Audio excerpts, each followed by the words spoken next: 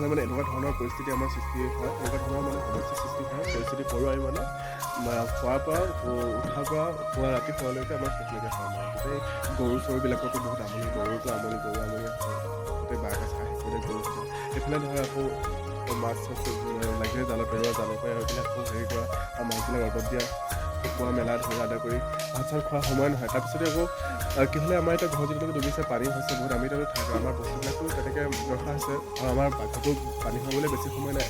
আৰু যদি অকণ বেছি পানী যদি বাঢ়ি যায়, আমাৰ পাকঘৰটো ঘৰত পানী মানে ঘৰত সোমাই যাব।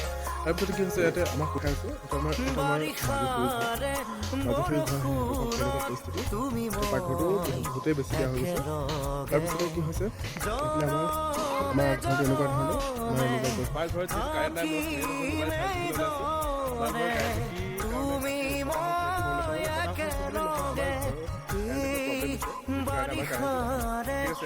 মোবাইল চাৰ্জ দিবলৈ ওলাইছোঁ। পাকঘৰৰ কাৰেণ্টটো কি মোবাইল চাৰ্জত দিবলৈ বুলি আহিলোঁ। পানী খুব বেছি একদম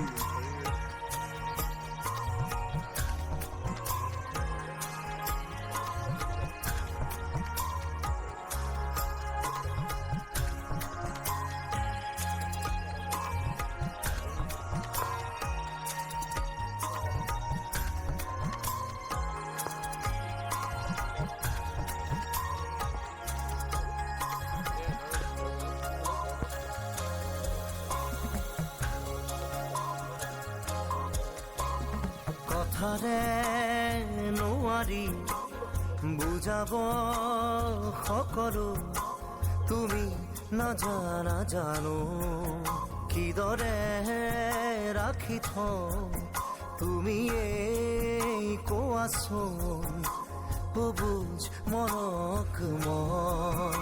মৰমে মৰমৰ পালে মোৰ সঁহাৰি, উকা মোৰ হৃদয়ত মৰম দিলা বাকী, বাৰিষাৰে বৰষুণত তুমি মই একেলগে জনমে জনমে থাকিমেই দৰে, তুমি মই একেলগে।